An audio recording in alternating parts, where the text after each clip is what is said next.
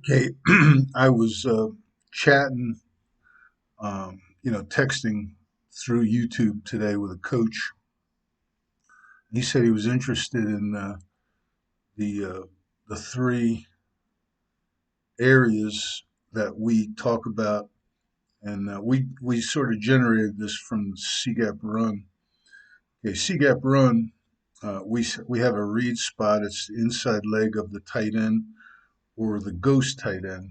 And we try to get our runner to run there and not cut in the backfield and try to bring the linebackers to whatever kind of combos or scoops or whatever so that we can hang around on the line of scrimmage and knock people around and not have to chase linebackers by piercing.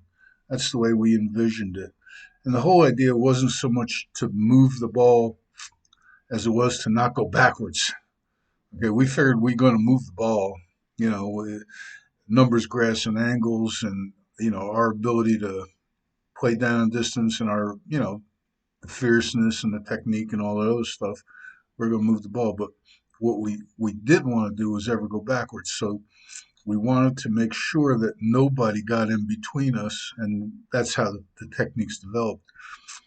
But he was talking about, and I was a little surprised actually. He was talking about he wanted to hear more about the Apache, the stovepipe, and the match. And it's pretty simple. Everyone is stepping this way in CGAP zone. Or else it's not a man scheme. It's all everyone's stepping in the same direction as the back.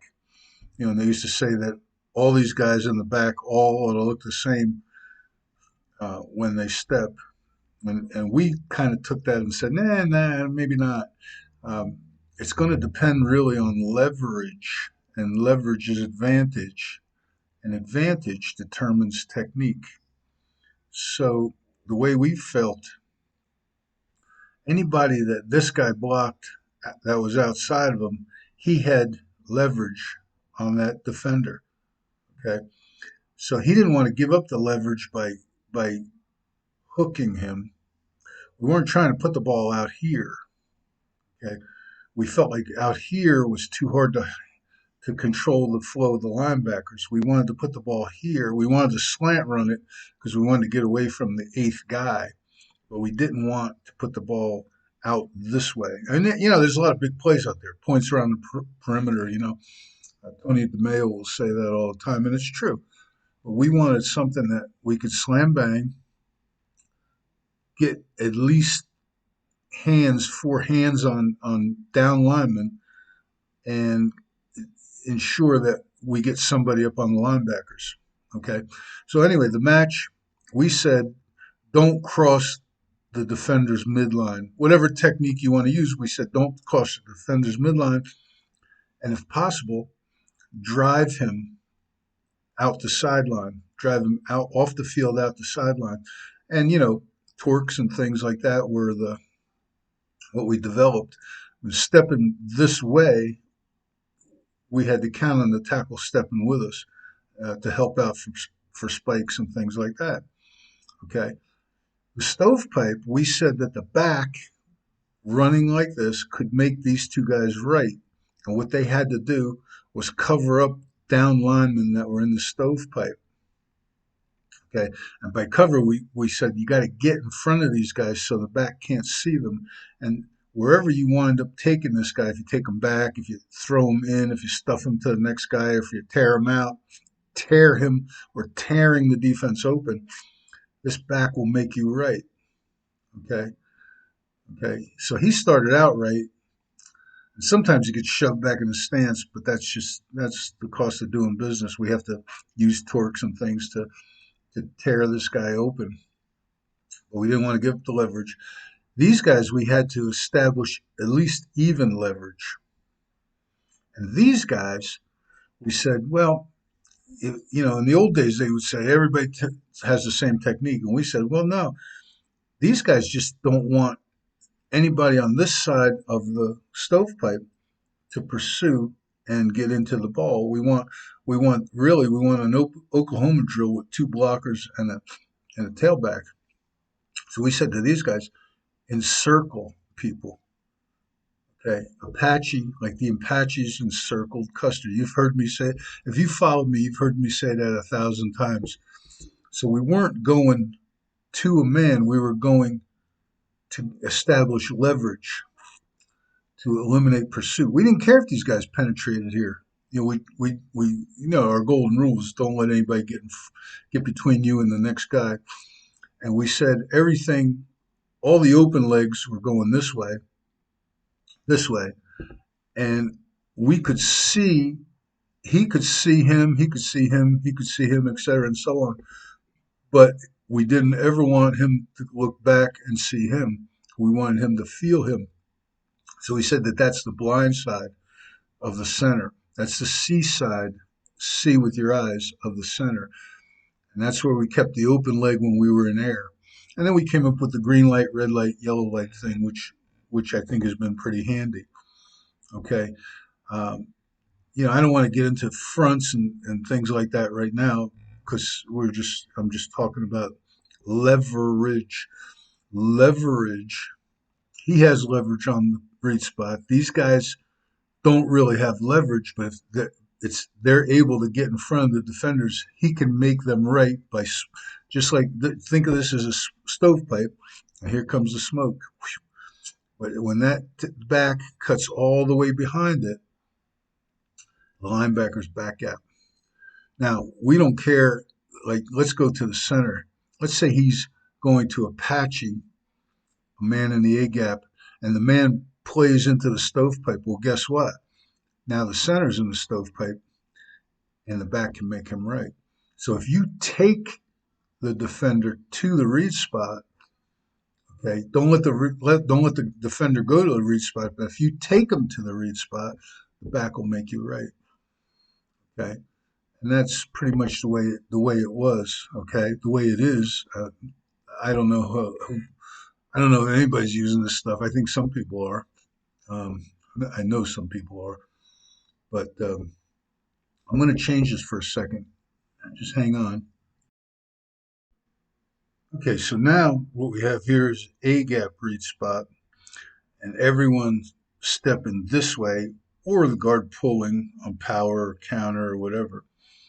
But all these guys have leverage because everyone's got their open leg going that way. All these guys have leverage on whoever, okay, they block. Here's the stovepipe. The back can make this guy right and this guy right. And here's the Apache. He's got, because of how far he is removed from the read spot, well, guess what? It's just like the tight end, the tackle, the guard, and the center. It's the same thing. Okay.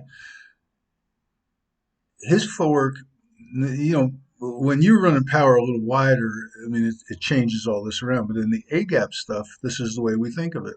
And that's why I don't particularly care for this guy on the line. I'd rather have him here and have him as a cutoff blocker with leverage. But let's just say you have him on the line, and last night if you were watching the Bengals, you saw what they did.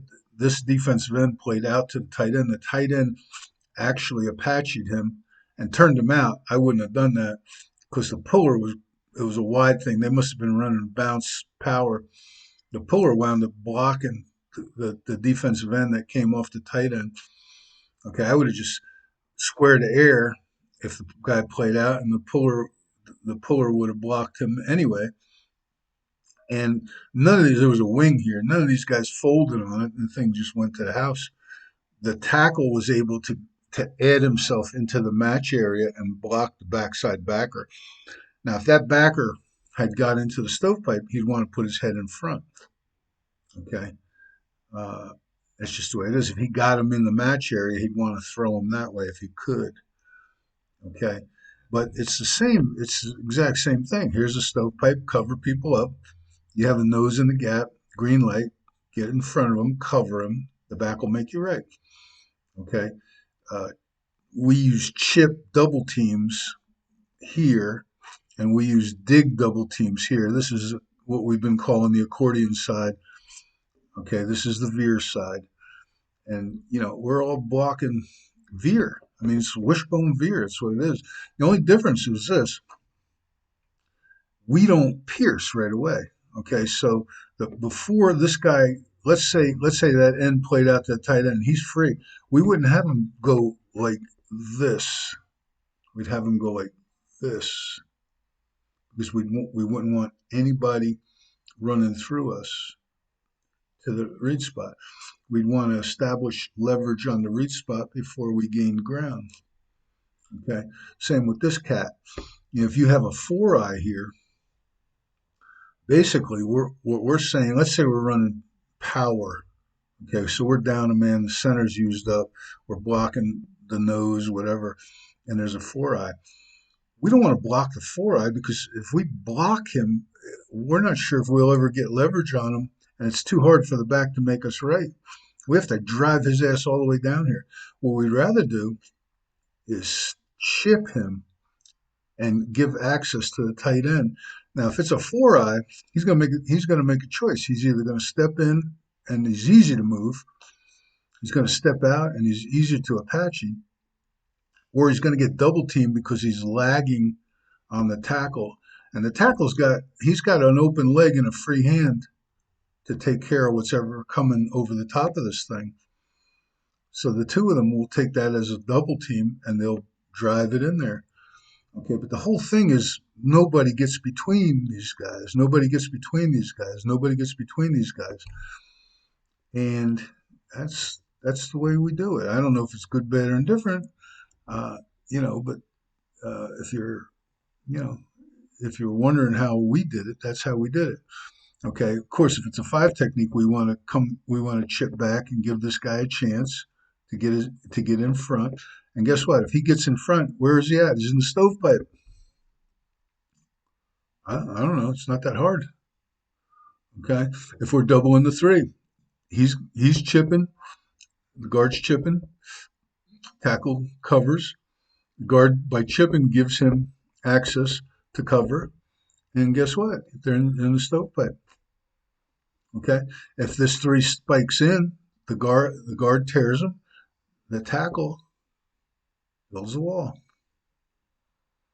Or if it's not power, if it's power, he's building a wall. If it's not power, he's going to work the spot. Power, the tackle is assigned to this spot. Uh, duo or whatever you want to call it, inside zone, he's assigned to this spot. But he still doesn't come. He doesn't separate until he's sure that that down lineman has been defined. That's pretty much it. Okay. I don't know. I've covered this before, but I guess you got to research if you're that interested in what we do. You have to go back. But there you go. Okay. Now, whatever footwork techniques and whatever that you use, I'm pretty sold on what we do footwork wise. Okay, the skip steps, the scoots, that sort of thing. The chips, the digs, we believe in it. Okay, so that's that. Okay.